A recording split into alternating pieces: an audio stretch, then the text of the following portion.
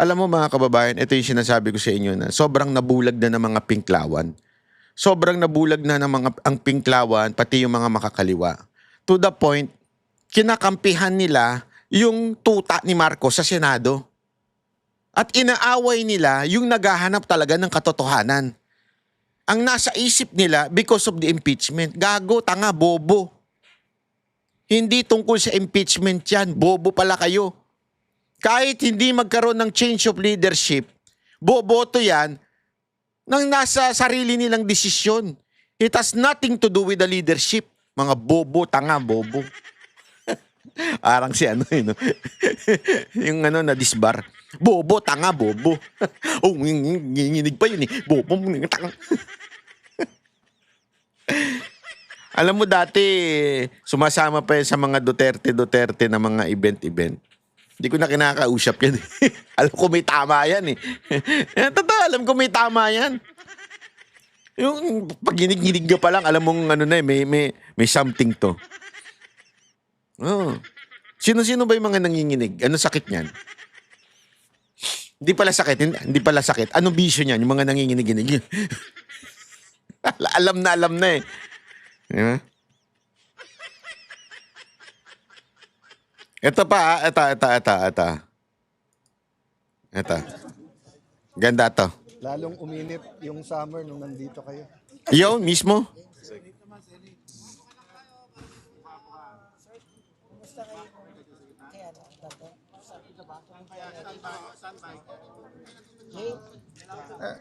One cent for... Hoy, bilisan nyo mga media! Bobo, tagal-tagal. Joke lang. Sir, yung kay Senator Bato na ongoing ang ethics committee. So, klaruhin ko lang yung kay Senator Bato. Lahat ay gustong pumasok siya. Gusto ni Senator Bato pumasok. Ayaw niyang hindi pumasok. Gusto ng minority pumasok siya. Gusto ng majority pumasok siya. Anong problema? May threat sa kanya na walang assurance ang gobyerno na mapoprotektahan yung kanyang karapatan. So katulad ngayon po, pumasyal po kayo dito sa Taguig. Kahit anong tapang nyo po bilang media, kung credible yung threat na pag pumunta kayo dito, kukunin kayo, dadaling kayo sa Hague, pupunta ba kayo dito?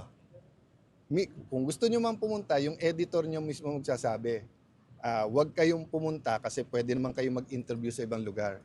So it is not by desire of Senator Bato na wag siyang pumasok. So that's the difference.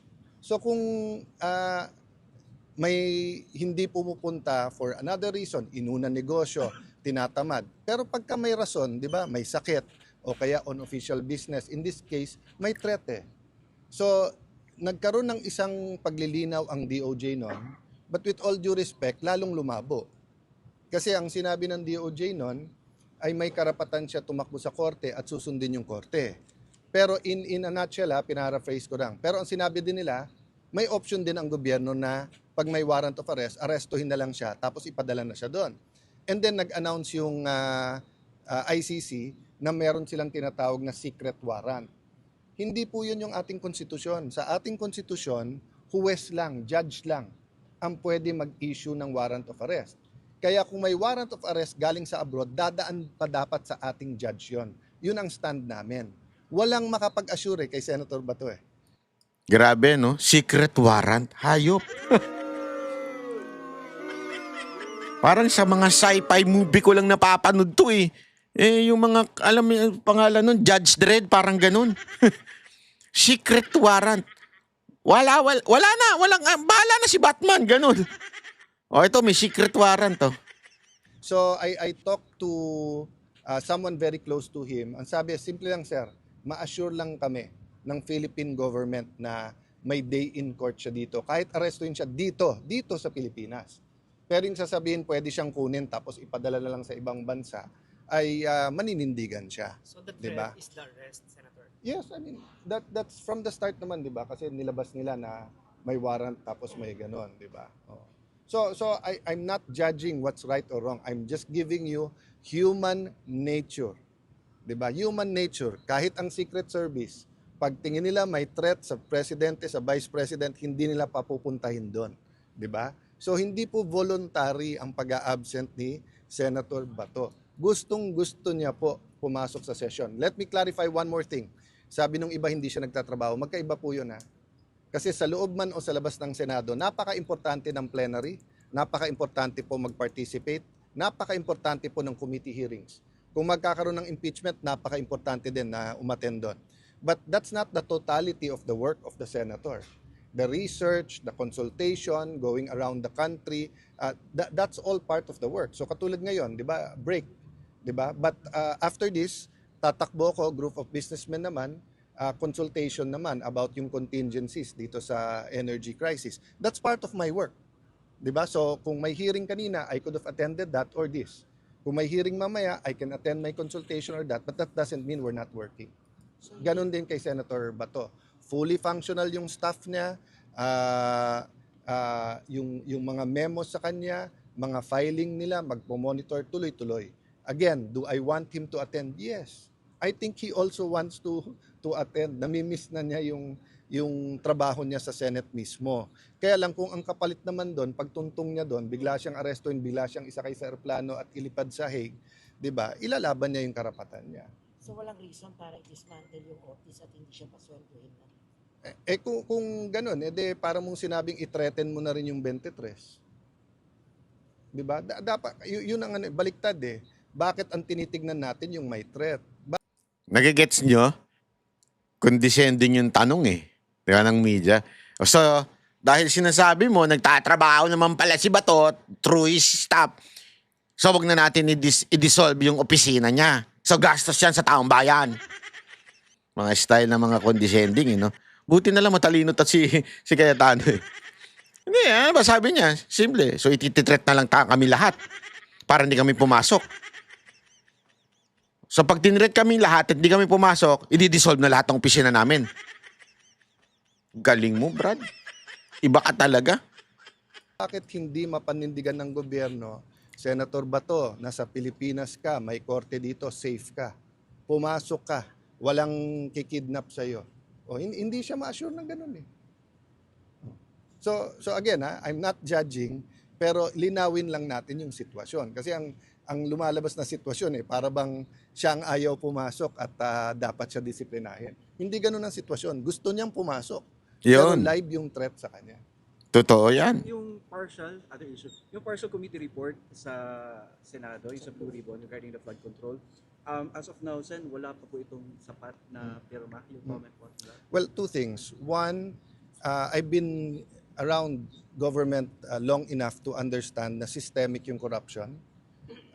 Napakasakit, napaka-tragic yung flood control scandal, but may opportunity dito. Yung opportunity dito ay ang opportunity dito is yung hindi lang one time, big time, no, but to go to the root of the problem ng corruption sa Pilipinas and really address it. Ang unang naging problema is we didn't start with the truth. 'Di ba? From the start, sinasabi natin, hindi lahat yung ghost. Pinalabas lahat ghost para mas marami magalit. Ngayon, ina-admit nila hindi maraming ghost. Pangalawa, from the start, sinasabing may mastermind, pero tinatagpi-tagpi. O, ano nangyaring net effect? Everyone na magkalaban sa local, sa national, ang kanyang mastermind, yung kalaban niya. Rather than finding kung sino ang tunay na mastermind pangkabuuan. Okay. Having said that, I believe sincere lahat. Sincere ang Pangulo na isolve to, sincere ang Kongreso, sincere si Senator Lacson, etc. But eto lang ang tanong ko why so much fuss about the partial when we have the opportunity to have the whole and bigger picture? Even sa Yun. pilian ng witnesses, in my experience, alam niyo naman naging chairman din ako ng Blue Ribbon ng matagal,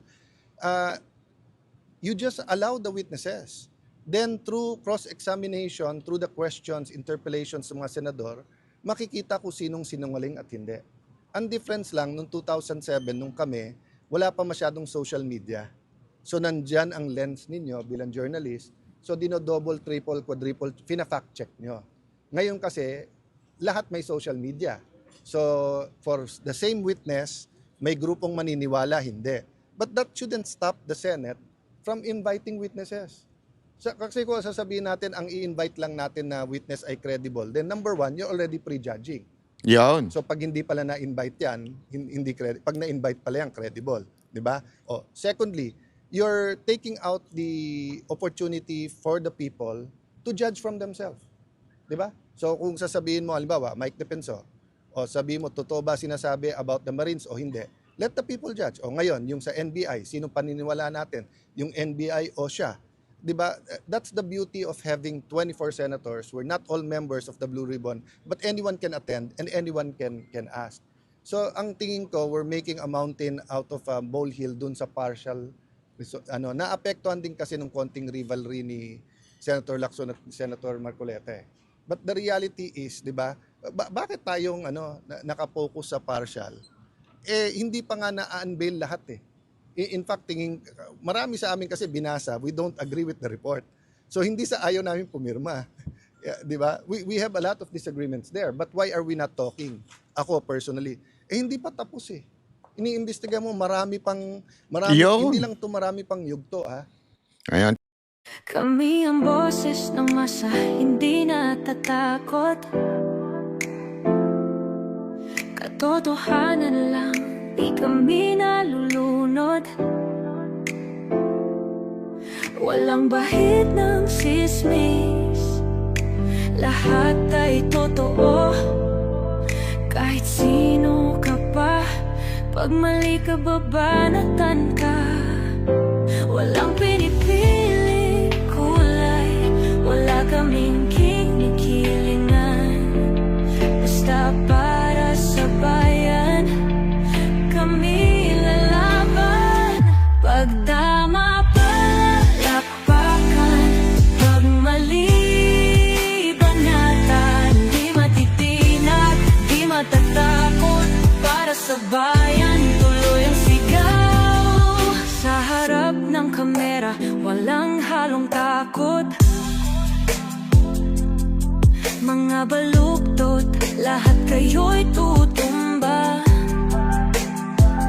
Ang hustisya at totoo, yun lang ang mahalaga.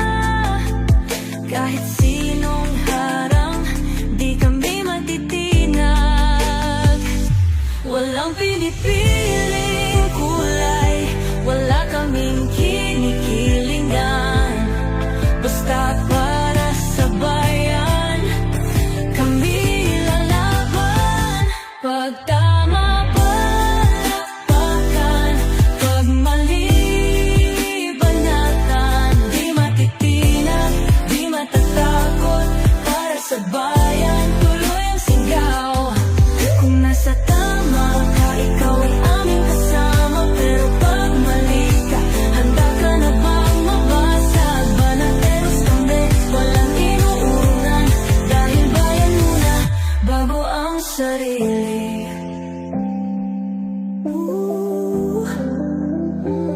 Bago ang sarili.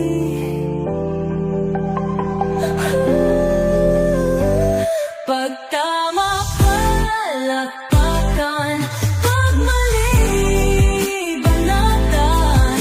Banateros ang sigaw, katotohanan ang laban.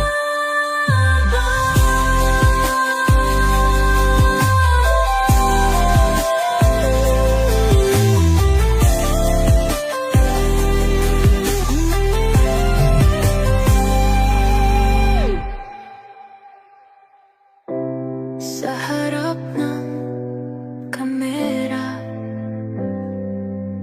walang